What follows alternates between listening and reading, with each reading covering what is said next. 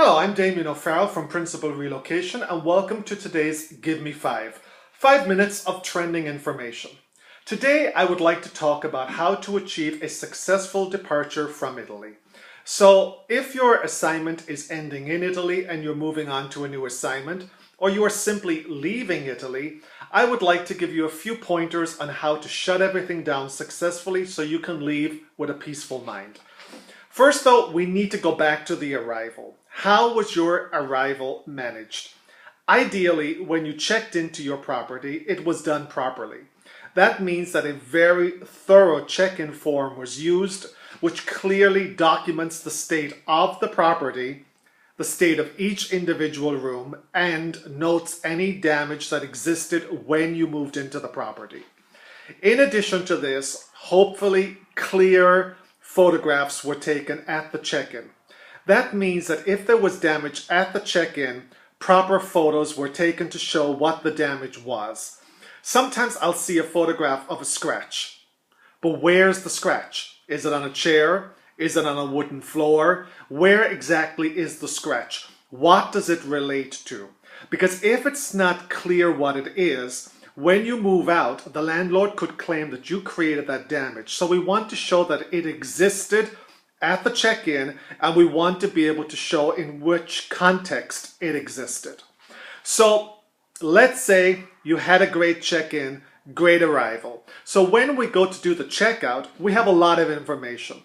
That way we can compare the state of the property now with the state of the property when you moved in. If there is damage now that you did, there's no way around that. You are going to have to pay for it. It is damage. Or if there was a leak that you never reported to the landlord and it's created damage, that's negligence and you will have to pay.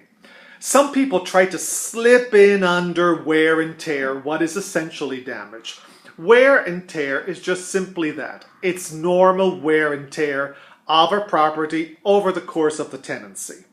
So we arrive at the check-out, we've got our check-in form, check-in photographs, and that way we can do a very thorough checkout for you, making sure that if there's new damage, it's registered so that we can then negotiate with the landlord for any dilapidations that there are.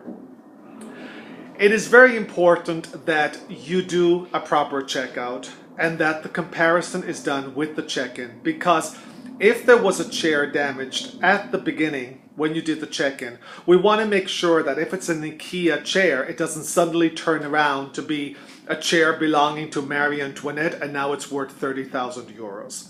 So once the checkout has been done, hopefully landlord and tenant will sign off. If there are any dilapidations, we will negotiate with the landlord, and if we feel that the estimates provided for repairing any damage are too high, we will push back to the landlord. Utilities. One of the things you will need to do when you're leaving Italy is close down all of your utilities correctly. Please remember that in Italy, it can take up to 1 year for final bills to be generated from the utility companies, which means that in that time you will need to leave your bank account open so that if the final bill is generated, you have enough funds in your bank account to pay the bill. If for some reason you close the bank account, the utility cannot get their hands on the money that you owe them, this will pass to a debt collecting agency, and this is not an ideal situation. You really do not want your name on the list of people that have not paid their utilities. Mail forwarding. Mail forwarding in Italy, unfortunately, seems to only really work well if you're talking about an Italian address to an Italian address or an Italian address to another EU country. From our experience, it seems that mail forwarding doesn't really work when the mail is getting sent outside the EU.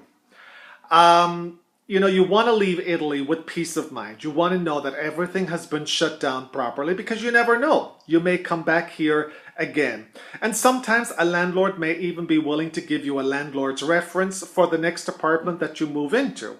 So if you have any questions or need further information on departures out of Italy, please contact us at www.principalrelocation.com. Until next time, I'm Damien O'Farrell and have a great day.